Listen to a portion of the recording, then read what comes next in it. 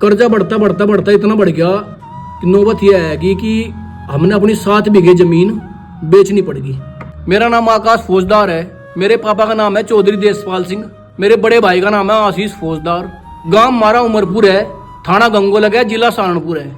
14 बीघे जमीन थी, उसमें गन्ना और गेहूं तो के लगाते हुए ही थे। ट्रैक्टर नहीं था हमारे। पढ़ाई का खर्चा था हमारा, तीनों बहन भाइयों को बहुत महंगी फीस जाया कर थी। बढ़िया स्कूल में पढ़ाई हमारे पापा ने, बढ़िया खुआया मारता, बढ़िया पढ़ाया, कभी किसी चीज की कमी लगन दी। भले दुनिया भर का कर्जा कर लिया उन्होंने, 1 लाख रुपए बीघा के हिसाब से मैंने वो जमीन अपनी दे दी।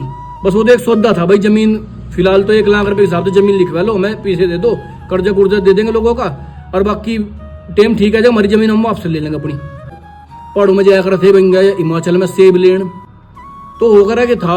कभी तो जाम लग जा था, कभी RTO बेमतलब की गाड़ी रोकला था। मैं सेब की भरी भरी गाड़ियां नालों में फेंकनी पड़ी थी।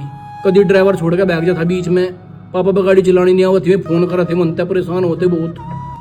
किसी पता भी पैसे लिए उन्होंने जरूरत में, और फिर वो बहुत टाइम तक पैसे वापस नहीं दे गए। हम किसी ने कभी परेशान नहीं करे, कभी हमारा रास्ता नहीं रोका, कभी हमारे घर आया कहीं बैठे। सब मैंने पता था पूरा टाइम चल रहा। होटल में उसका काम था वेटर का काम 4 घंटे में करके 3000 रुपये से मिला करते, उसमें टिप टाप मिल जाती कुछ थोड़ी बहुत। उस टाइम वो अपना रहने खाने का काम चला था, अपने स्कूल की फीस का कर रहा था। पर मैंने कभी कोई श्रम नहीं मानी काम में। झाड़ू पोछे वाला नहीं, आ झाड़ू पोछा लगा दिया।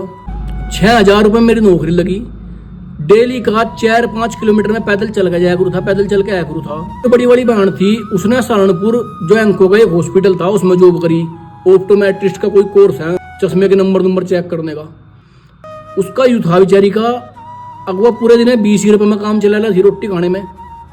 उसने कभी कोई ऐसा काम नहीं करा जिससे उसके भाइयों के बाप की नजर नीची हो गए। अपने आप ही मकान पाड़ने शुरू कर दे। मैंने 1-2 दिन की छुट्टी लेके मकान, जिस दिन दीदी की बारात आनी थी उसी दिन मैं गुंगो सुनार के गहने लेगा था जाके।